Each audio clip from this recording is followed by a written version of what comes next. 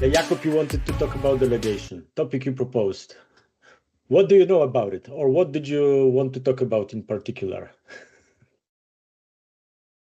I We will just got cut this I out. just got it offered a ice cream. I had to say no because I couldn't sit here and eat. So around delegation, I think a lot of us are afraid of delegating, and we often see that delegation is a either I delegate or I don't delegate. I do it myself. So there's like a very black and white narrative around the delegation part. And in fact, I think that we should be very curious about how we could explore all the different colors in between the kaleidoscope of colors of delegation. And that's what I think we should talk about today. All right. I think the way you started with black and white is also useful phrasing of it, because what I tend to experience are people who either never do it, and you can see it by them being overwhelmed, and the team that is looking for work. And the other extreme is delegate and forget, in a sense. Can you just do this for me? And the person doing the delegation disappears from the picture, which is related to the delegate but don't abdicate saying. So it doesn't end with saying, please do this for me. And I guess even step before that, I think about delegation in the context of person managing other people, I guess, Mhm. because if it's only if it's manager-employee type of relationship, I think of delegating, because it can happen in a different setup. You're a coach, but then you don't really delegate, in my head at least. You might have a conversation, coaching conversation, or it's more fluent, or yeah, like Yeah, yeah, fluent, or fluent. yeah, Yeah. instead of I wouldn't call it a delegation there. Um, I really like the idea of thinking about the step before delegation, right? Because that is where you are doing it everything yourself, and you don't want to delegate. And if somebody asks you to, can I do the job here, or you want somebody to do the job, you actually explicit tell them what they should do, how they should do it. You're not delegating, you're instructing, right? So delegation is in the line where we are starting to say, yes, I would like you to do more of mhm. the work here. I would like you to have those competences so you actually can do the work. On the other hand, you are feeling unsure that this person has the competences, so you don't want to give them the full mandate, right? And one of the things that are preventing us from starting this journey is that we don't understand that it's a stepwise journey. It's like you need to have all the competences before I can give it to you, right? Mhm. No, you don't. We can go there in stepwise, very specific steps, and sometimes those steps are really fast. Sometimes it takes a long time to be in those steps. And of course, I'm thinking of the framework we also talked about before this called delegation mapping. It's just a model that is, of course, not how the real world is. It's just something that we can use to share and understand and get transparency on it. But one thing is sure, that if you want to delegate something to somebody else, you must Mhm. have a certainty or a feeling that and feel okay that they have the competences to do it. Yeah, Otherwise, and you, yeah. I think one thing is why you want to delegate, or why you should want to delegate, which is might be one avenue to go. Another thing is, even if you don't have that confidence, but you still want to start delegating, it's like the delegation part can work in different steps.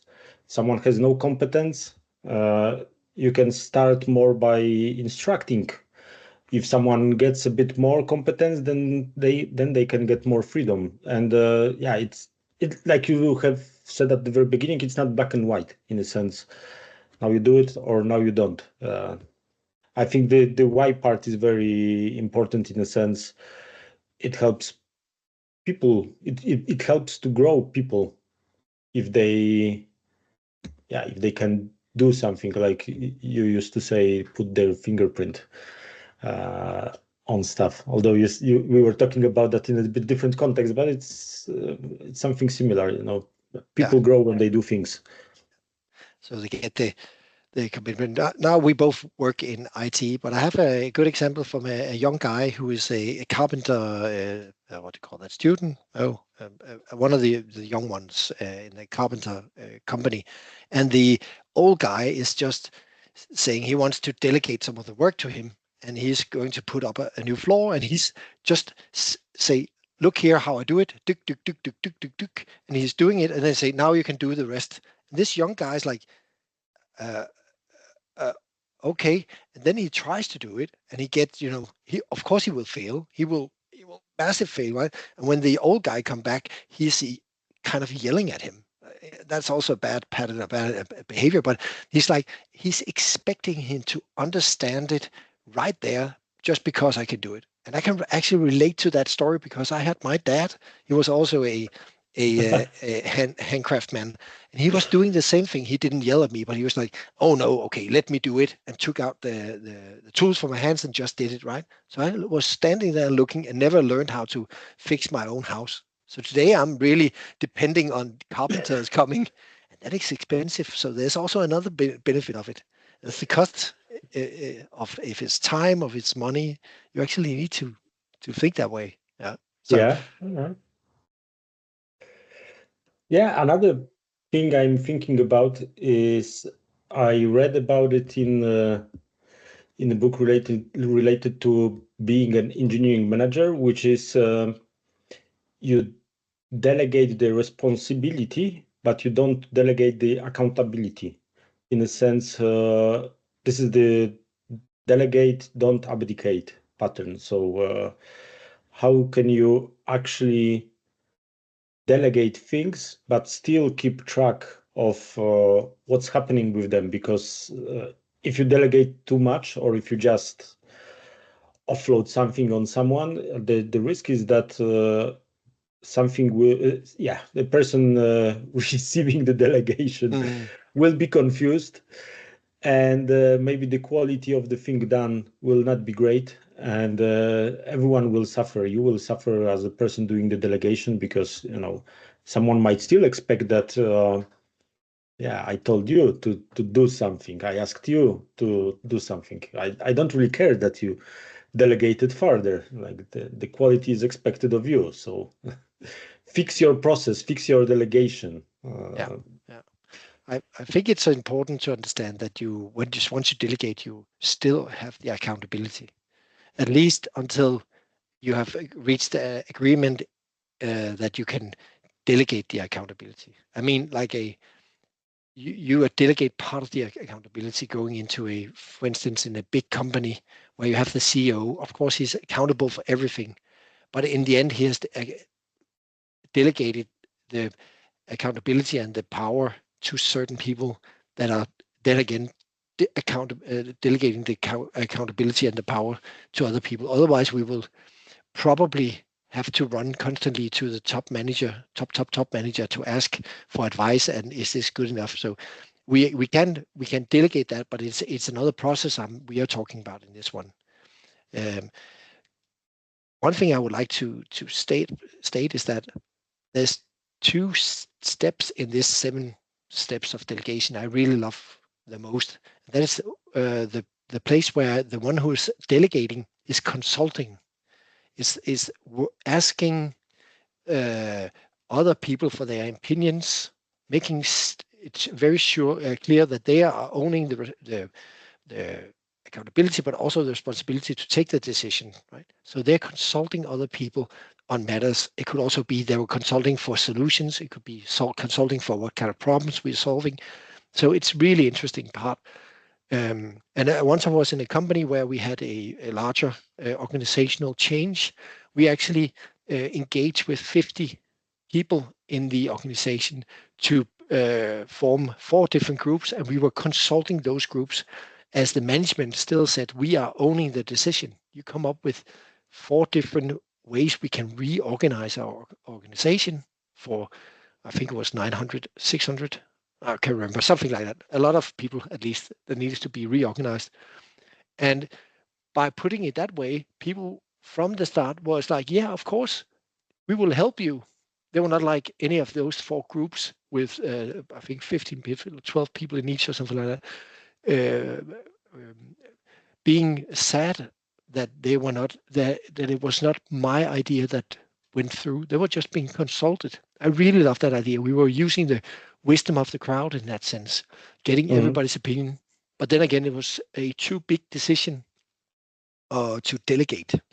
And that is also important, that my philosophy is to delegate everything. Only 3 things I would not delegate. And at least I have a strategy of getting into a state where I have delegated everything, unless it's those 3 things. So, yeah.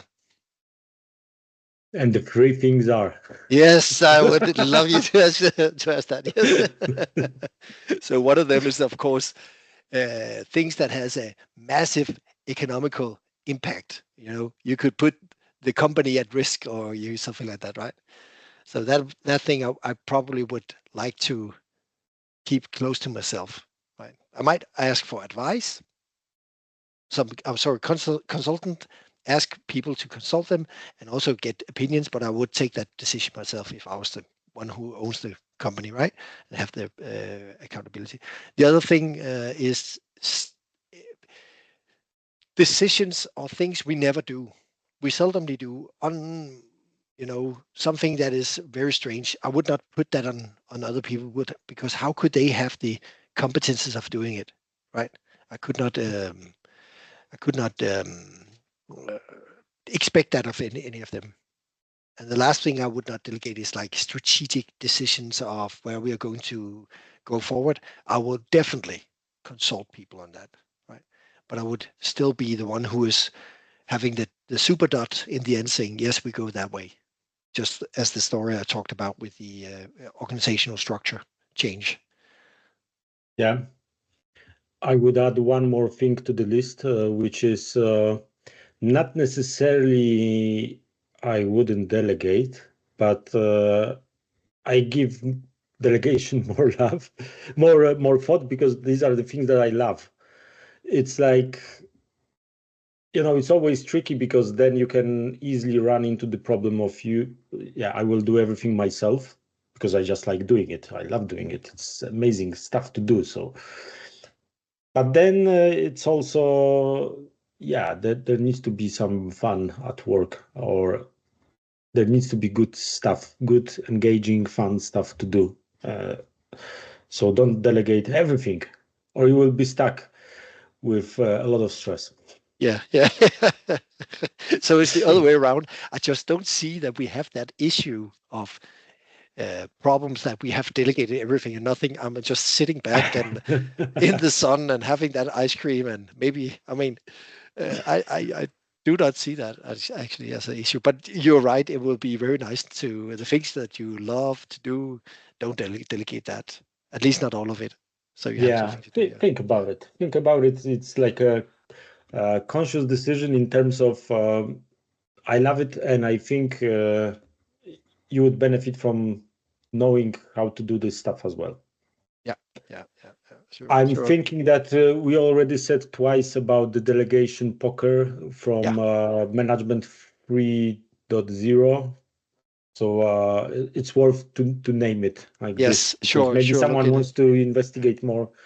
Um, it's funny because the concept that is used in the delegation poker is a very old one in terms of manager, employee, and one is doing everything, no delegation, another is doing everything, all the delegation, and there are steps in between, like you can consult, ask the employee for opinion, and then do it yourself, or you can delegate it to the employee. It's a very old concept. I don't even know where it started. And what Jürgen Appelo did is he added more steps in between and the cool icons to the cards. But yeah, I think it was very, I think the model is very useful. And I don't even think Jürgen was the inventor of the 7-step. There's this American submarine, former submarine captain, David McKay. He wrote a Yeah, book around Turn the Ship Around, and that works on different ladders instead of 7-step. yeah, This way, it has 7 ladders uphill, and that was more like thinking of a very good book actually, and there's some YouTube video we can link to where you can see a 10 minutes explanation of it. Him shouting. He's a submarine captain, remember that? So he's shouting a lot. But he's explaining the concept of him needed to delegate because he was used to be an expert leader that knew everything on the ship, and then just before he was supposed to be the captain of the ship and had trained for that ship, he was moved to another ship, so he didn't know anything about it. So he was like forced to do it, and he got a revelation understanding of that he didn't had to know everything. He could just slowly see who had the competences and who knew where we were going, what the clear goal, the clear purpose of what we're doing, and then they could actually do the stuff themselves. But he needed a period of time where he sort of like learned his employees or his submarine dudes. I don't know what they called the ones who are in the subordinates. yeah, Yeah. subordinates. Yes. What how would they interact? So he used a word. I intend to do stuff like this, and then he Yeah. could validate that. I think that's also a really interesting source in this matter of delegation to look at.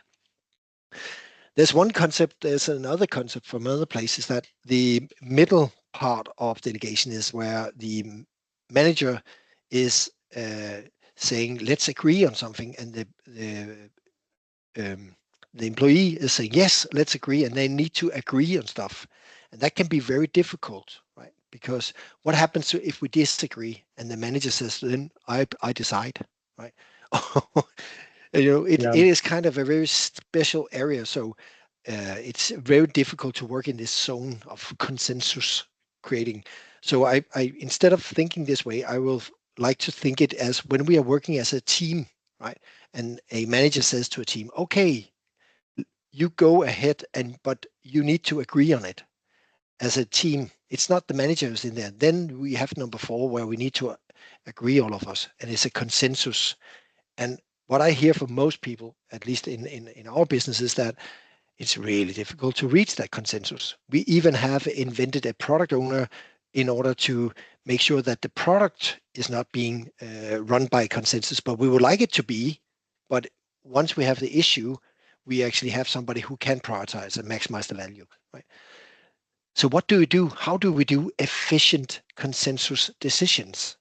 And I've been looking around, and I haven't really found many solutions to it, but I only found one solution that could be used, and I would like to share it. And if you look at it as you have a group of people, and before you start, you set the boundaries for that we need to find a consensus within some certain conditions, and those conditions in this example could be within 10 minutes, right? So there's a time pressure on it.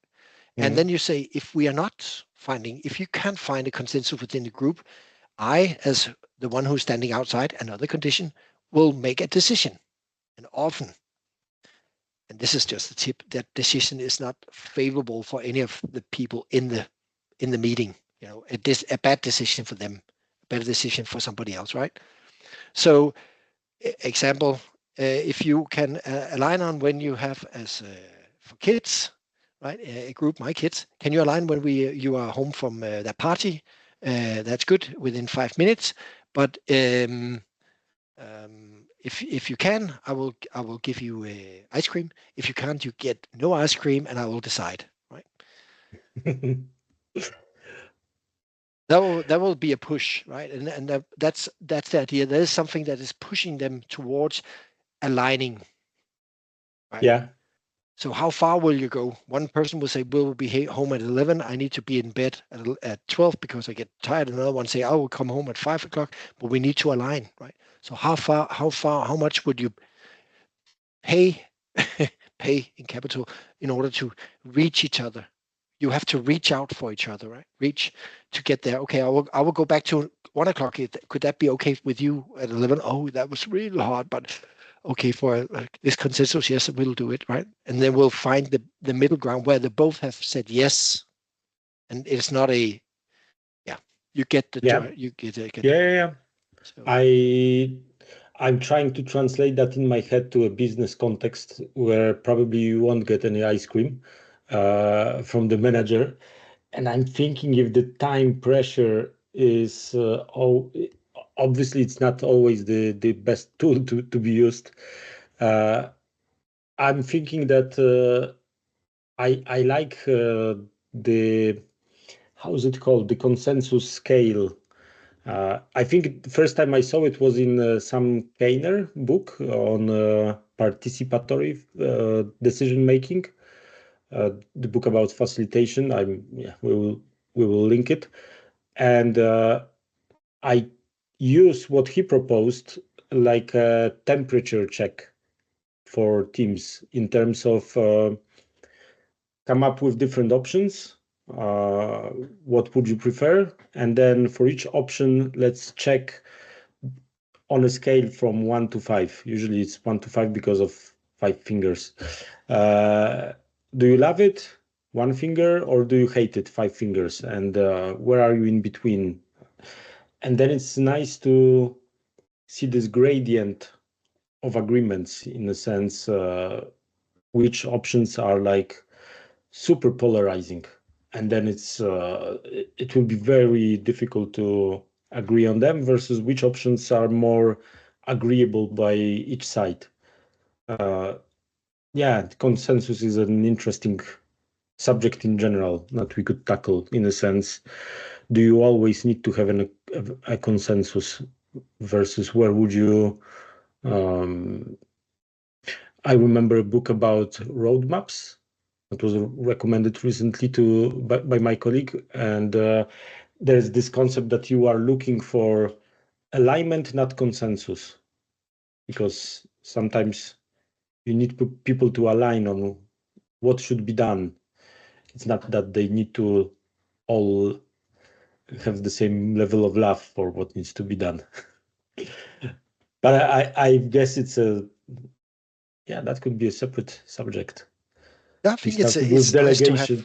yeah have nice ideas on how to do the concept the consensus area, because when you're in the middle between the where you are a group of people who needs to get a direction, you often tend to look at somebody outside and saying, okay, who can decide here, right? Because we cannot align. So that is also a very interesting area. And I didn't I know a lot about participatory budgeting, which is, but I didn't know anything about participatory decisioning. But I think it's kind of the same scale, right? It's interesting. Um, wow, a lot of things. There's one scale more on the management 3.0 I think is good, is when you have um, the scale set up, you pass the agreement and you sort of like pass the uh, delegation part towards the employee and less on yourself, but you still want them to ask you for advice. You want to put it the Mm, other way. So you are yeah. taking the decision as an employee about what to do, but you also have something about something about this theme. You actually this area. You know a lot of information, so you want them to ask you to make sure that you are on the right course, right? So, for instance, this captain, he asked his lieutenant, say, okay, now you advise me what to do in this situation. You know all about where the enemy are. You know about our strategy and plan. what is our next move, right? But before you call that out and say go that way or send that missile or whatever, you just ask me for advice, right? And then he did that, and he asked for advice, and he said, okay, but have you thought about, as a manager, he became a coach, right? But Mm. have you, what will happen if you go that way, right? What issues could be in this area? And he Yeah. was just running through like the thinking of him in a coaching way, at least. And I tend to like that a lot. It is in some frameworks called advise or inquire in management 3.0.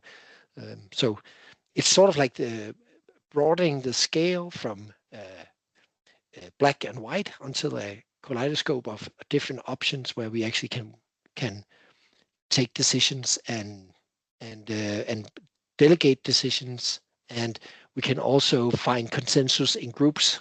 Instead of having it this way, we could talk about it this way, right? So there's a lot of possibilities in this room of delegation. Yeah. I'm thinking that I'm sure we missed something, and I'm sure that maybe I'm not sure, but 20 minutes is probably somewhere around the sweet spot of Yes, doing yes, a video. So yes, yes. maybe we should wrap up and say, everyone who is watching this and you survived that long, tell us what we missed, and maybe we should do part two. Or maybe we covered everything, everything. Yeah, sure, sure. I don't think we covered everything, but yes, close to.